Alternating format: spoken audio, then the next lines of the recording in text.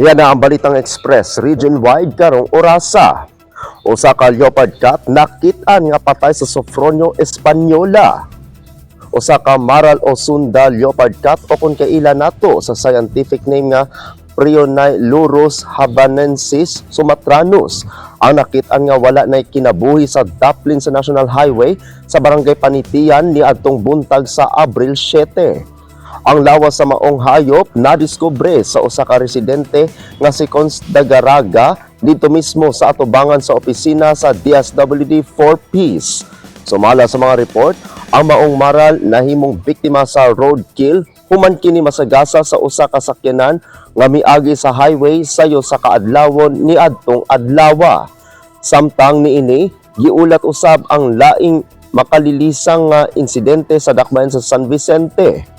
Sumala sa report, usa na usab ka maral ang nakit-an nga nag-agaw kinabuhi duol sa tulay sa Matalangaw sa wala pa kini tuluyang nabatay tungod sa grabeng kadaot nga nadawat gikan sa giingong pagkasagasa. Sumala kang Rosana Regala nga mao'y mikuha sa hulagway, buhi pa ang hayop sa dihang nakita kini sa daplin sa kalsada apan wala na gyud kini maluwas. Ang maral usa ka klase sa gagmayng ilahas nga iring nga lumad sa Palawan. Bisag og mailap sila, nag-atubang sila og dakong hulga tungod sa pagkaguba sa ilang natural nga puy-anan o habitat fragmentation nga nagtulod kanila nga moduol sa mga kalsada o komunidad. Gawas sa peligro gikan sa paspas nga mga sakyanan, kanunay usab sila gipapunting sa pagpangayam tungod sa ilang pag-atake sa mga alagang manok sa kabaryuhan.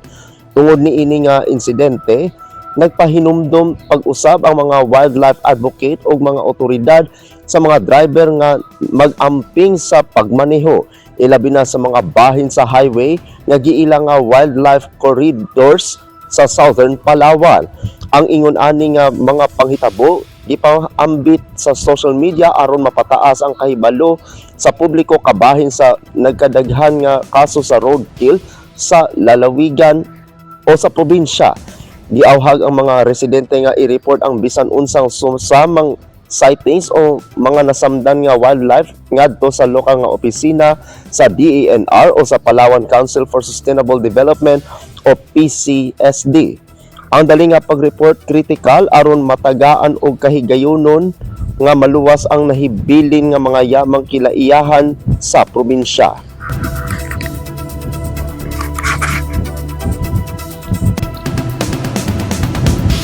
Samtang Punta Isla sa Banwa sa Lake Cebu, temporaryong nasarado.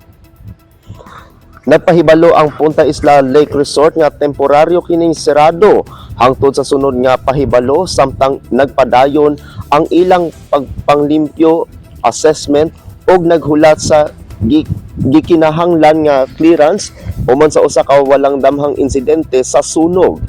Mapasalamaton silang nagpamatuod nga walay naitalang casualty ug ang tanang bisita og empleyado luwas og na-account na.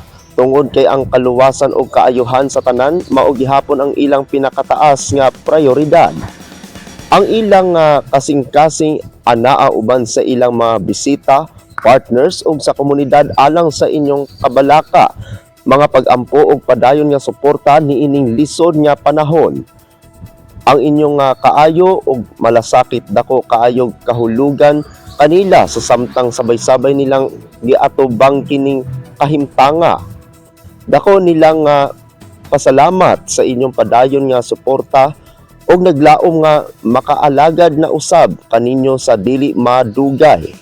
Siguruhon nila nga maghatag og mga update nga tin-aw og matinud-anon. Sama sa usa ka bulak nga lotus, mobangon sila pag-usab, mamulak og mobalik nga mas lig-on uban sa grasya og paglaom. Atangi ang uban pa mga balita unya sa alas 9:30 sa gabi sa Weekend News.